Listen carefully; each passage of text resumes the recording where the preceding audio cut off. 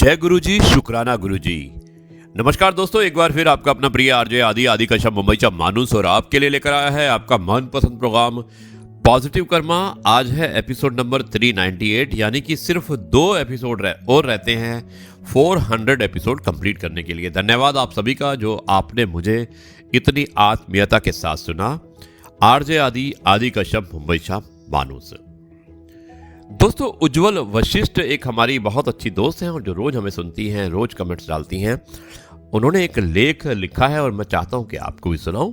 और वो क्या लिखती हैं? Ujjwal Vashisht from Delhi. She is a very good artist also, बहुत अच्छी पेंटर हैं। वो लिखती हैं कि अक्सर हम एक बड़ी खुशी के इंतजार में जीवन में आई छोटी छोटी खुशियों को नजरअंदाज कर देते हैं।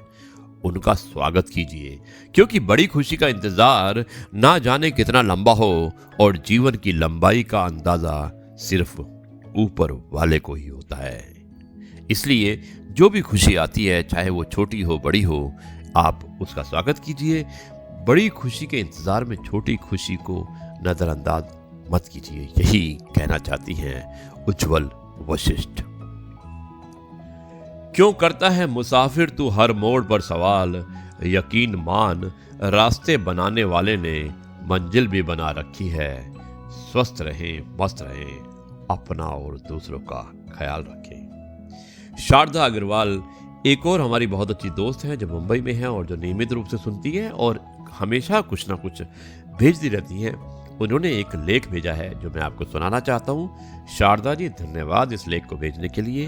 वो लिखती हैं कि माना कि आप किसी का भाग्य नहीं बदल सकते, लेकिन अच्छी प्रेरणा देकर किसी का मार्गदर्शक तो कर ही सकते हैं। परमात्मा कहते हैं जीवन में कभी मौका मिले तो सारथी बनना, स्वार्थी नहीं।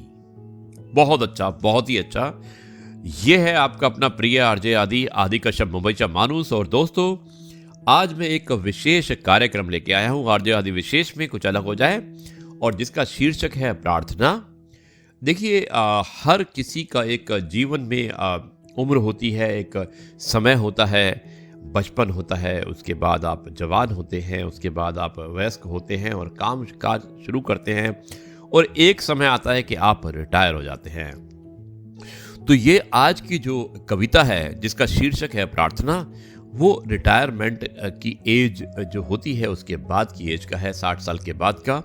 और किसी ने प्रार्थना की है और किस तरह से प्रार्थना की है, कितनी शालीनता से उन्होंने सब चीज़ों को बता दिया है, वो आप जरूर सुनिएगा। मेरा जो शीर्षक है आज की कविता का वो है प्रार्थना। शुरुआत होती है इस कविता की कुछ इस प्रकार। प्रभु बुढ़ापा ऐसा देना कि हलवा पूरी गटक सकूं और चबा सकूं मैं चना चबेना। प्रभु बुढ़ापा ऐसा देना मेरे तन की शुगर ना बढ़े, रहे मिठास जुबां की कायम। तन का लोहा ठीक रहे और मन में लोहा लेने का दम। चलूं हमेशा ही मैं सीधा, चलूं हमेशा ही मैं सीधा। मेरी कमर नहीं झुक जाए, मित्रों के संग हंसी ठिठोली मिलना जुलना ना रुक जाए। जीऊं मस्त मौला बनकर मैं, जीऊं मस्त मौला बनकर मैं। काटूं अपने दिन और रहना। प्रभु बुढ़ापा ऐसा देना, प्रभु बुढ़ापा ऐसा देना। आगे लिखते हैं, भले आंख पर चश्मा हो पर टीवी अखबार पढ़ सकूं। पास हो या फिर दूर रहे, मित्रों से मैं बात कर सकूं। ये मित्रों के बारे में लिखा है। अब ये खाने के बारे में क्या लिखते हैं, जो इनका स्वाद होता है, स्वाद के बारे में क्या लिखते हैं कि चाट पकौड़ी पानी पूरी खा पाऊं लेकर चटखारे। बीमारी और कमजोरी फटक ना पाए पास हमारे। अब मौसम के बारे में कैसा लिखा है। सावन सूखा हरा ना भादो, रहे हमेशा मन में चैना। प्रभु बुढ़ापा ऐसा देना, प्रभु बुढ़ापा ऐसा देना। मेरे जीवन की शैली पर नहीं कोई प्रतिबंध लगाए। जीवन साथी साथ रहे, संग संग हम दोनों मुस्कुराएं। ये अपनी पत्नी के बारे में, जीवन साथी के बारे में लिखा है, बहुत अच्छा वर्णन किया है। अब एक सेल्फ रिस्पेक्ट जो होती है उसके बारे में भी उन्होंने लिखा है कि नहीं आत्मसम्मान से कभी करना पड़े हमें समझौता। तो दोबारा सुनिएगा, नहीं आत्म सम्मान से कभी करना पड़े हमें समझौता, बाकी तो जी लिखा भाग्य में, बाकी तो जो लिखा भाग्य में जो होना है वो ही होता। करनी ऐसी करूं गर्व से। देखिए आखिर में क्या लिखा है, अपने कर्म के बारे में लिखा है, क्योंकि ईश्वर ने भी कहा है कि कर्मण्यवाधिकारस्ते। तो उसी तरह से उन्होंने वर्णन किया है। ये आखिरी पंक्ति है, इसे आप ध्यान से सुनिएगा और मुझे उम्मीद है कि आपको ये आखिरी पंक्ति भी इस कविता की पसंद आएगी। तो क्या लिखते हैं कि करनी ऐसी करूं गर्व से, मिला सकूं मैं सबसे नैना, प्रभु बुढ़ापा ऐसा देना, यही है ईश्वर से प्रार्थना, यही है ईश्वर से प्रार्थना।